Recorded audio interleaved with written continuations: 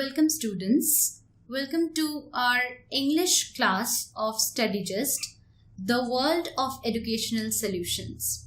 आज हम लोग देखेंगे the chapter on tenses. Now tenses play a very important role in our daily communication. Thus it forms a very important part of English grammar. ये आप लोगों के competitive exams के लिए जितना ज़रूरी है उतना ही हमारे डेली कम्युनिकेशंस के लिए भी ज़रूरी है. But before going forward with the chapter of tenses, I would like to show you our social media platforms.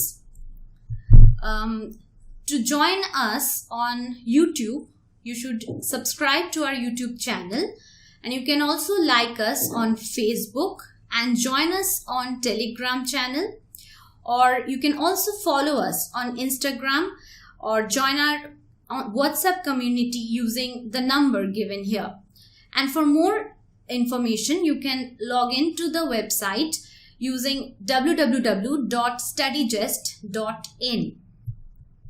As you can see, our YouTube channel looks like this, where you can subscribe and share our videos. And our Facebook page looks like this. Now moving on with the chapter on tense. Tense, if I define it according to grammatical language, we use tenses to define the time of occurring of the action, any action. It can be writing, eating, sleeping, running, walking, anything.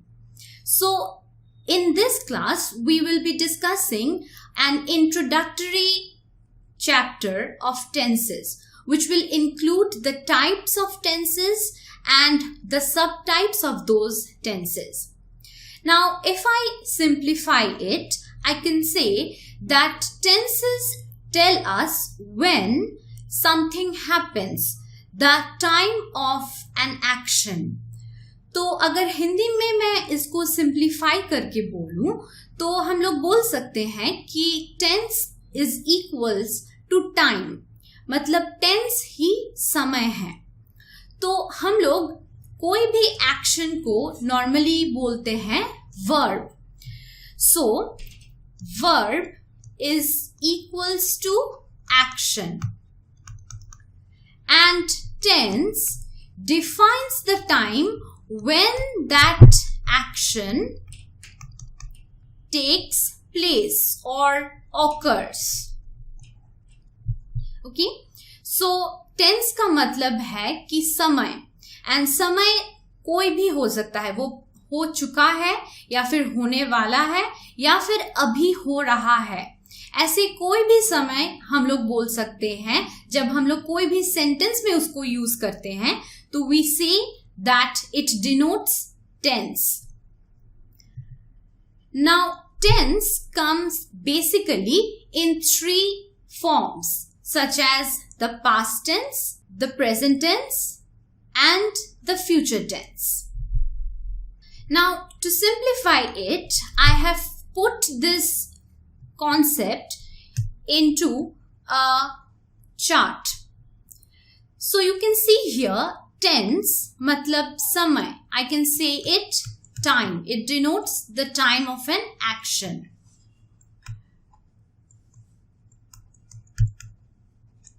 Now, this is divided into past, present and future. Now, देखते हैं एक एक example लेके हर एक type के tenses के लिए. So, I went to Kolkata. Past जो मीन करता है उसका मीनिंग है अतीत काल, मतलब वो हो चुका है. सो when I say I went to Kolkata, it means कि मैं कोलकाता गई थी. That means I went, it happened at a point of time जो अतीत में हुआ था. Next I can say present. Present means वर्तमान काल. So when I say I live in Asansol, मैं आसनसोल में रहती हूँ, मतलब कि मैं अभी आसनसोल में रहती हूँ. And next we have the future tense, मतलब कि भविष्यकाल. The example which I have chosen is I will go to Delhi. मतलब कि मैं अभी नहीं गई हूँ, कोई कभी भी मैं जाऊंगी, मैं जाने वाली हूँ. So in some time in the future I will go to Delhi. It is not definite कि कब जाऊंगी, लेकिन अभी वो एक्शन हुआ नहीं है, होने वाला है. तो ऐसे सेंटेंसेस को, ऐसे वर्ब्स को डिनोट करने के लिए हम लोग फ्यूचर टेंस यूज करते हैं. Now moving on to the definition of each of the types of tenses. So first we have the definition of past tense. Past tense means the tense which is used to describe things that have already happened. मतलब कोई भी action जो हो चुका है, like earlier in the day, yesterday, last week, 10 years ago, 100 years ago. So कुछ भी, कोई भी verb मतलब कि कोई भी एक्शन जो हो चुका है ऑलरेडी, उसको डिनोट करने के लिए हम लोग पास्ट टेंस यूज कर सकते हैं. So take this example, he ate pasta, मतलब कि उसने पास्ता खाया था. एट. नाउ यहां से एट को अगर हम लोग देखें तो इसको थोड़ा सा मैं एक्सप्लेन करना चाहूंगी कि verb basically has 3 forms: V1, V2 and V3. V1 में मतलब जो होता है eat, जो नॉर्मली प्रेजेंट टेंस या फिर फ्यूचर टेंस में यूज किया जाता है. V2 मतलब कि eaten. नॉर्मली यहाँ पे V1 के साथ en यूज करके हम लोग V2 समझाते हैं. ये पास्ट टेंस में ज्यादा यूज होता है. And the last form is V3 which is 8, मतलब कि the past form of V1. ठीक है, तो V1, V2, V3 ये तीनों बहुत ही इंपॉर्टेंट है in terms of tenses.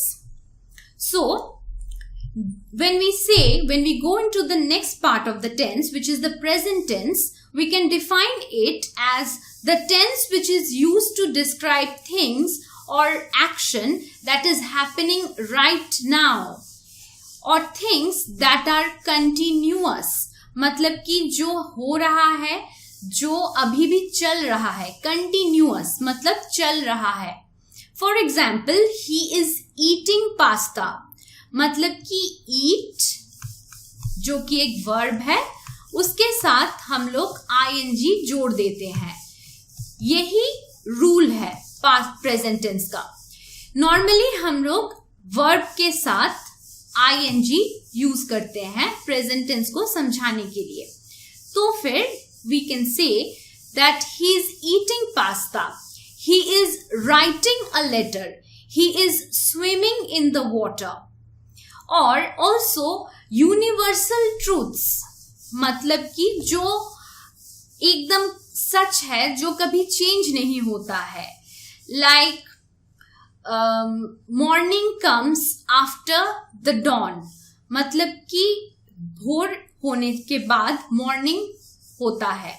तो इसको समझाने के लिए, ये रोज होता है, ये मतलब चेंज नहीं होने वाला है, तो इसीलिए हम लोग इसको बोलते हैं universal truth.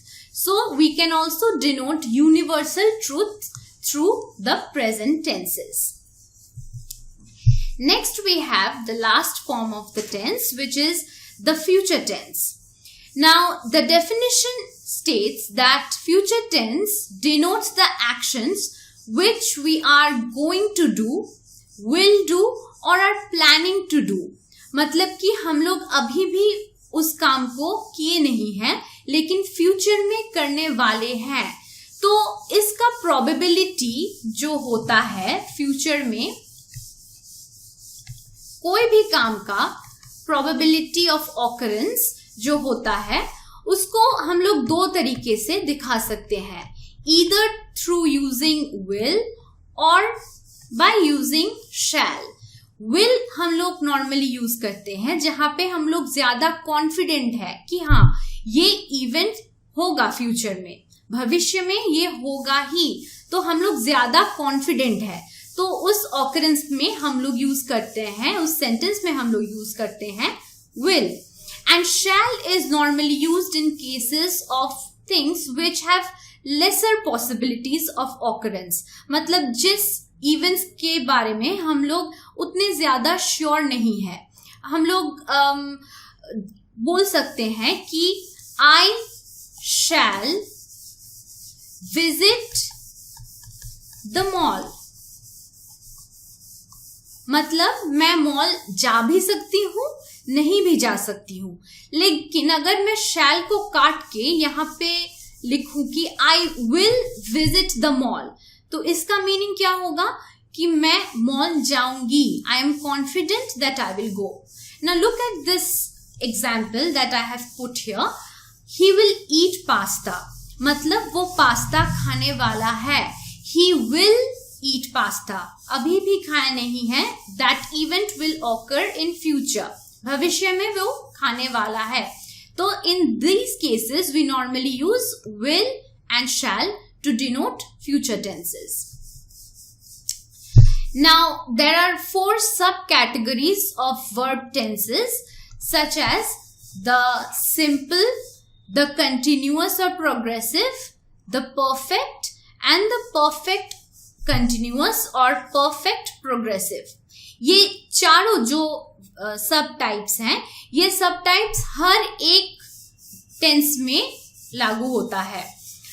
That means we can say the past tense can be divided into these 4 subcategories। Similarly, the present and the future will also follow the same rules। Now, to summarize the 4 subcategories, the first one is the simple aspect of a tense। वो past भी हो सकता है, present भी हो सकता है या फिर future भी हो सकता है।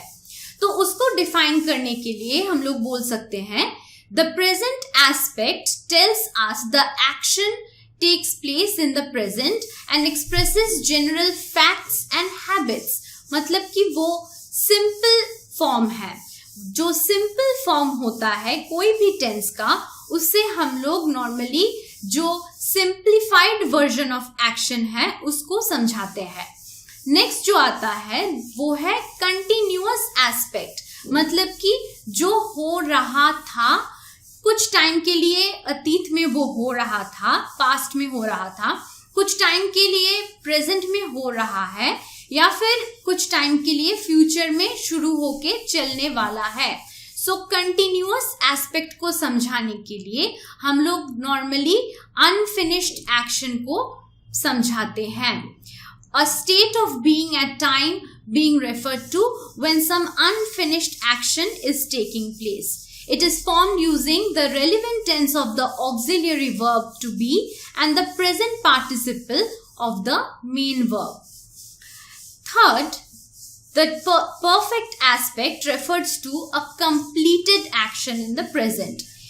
इसको याद रखने के लिए सिंपली ये जो रूल है वो है कि परफेक्ट हम लोग इसको इसीलिए बोलते हैं क्योंकि ये कंप्लीट एक्शन को डिनोट करता है। मतलब कि एक्शन ऑलरेडी कंप्लीट हो चुका है। ठीक है, वो पास्ट में भी हो सकता है, वो प्रेजेंट में भी हो सकता है, वो फ्यूचर में भी हो सकता है। And it is formed using the combination of relevant tense of the auxiliary verb have and the past participle of the main verb। And the perfect continuous aspect combines the both aspects of continuous and perfect।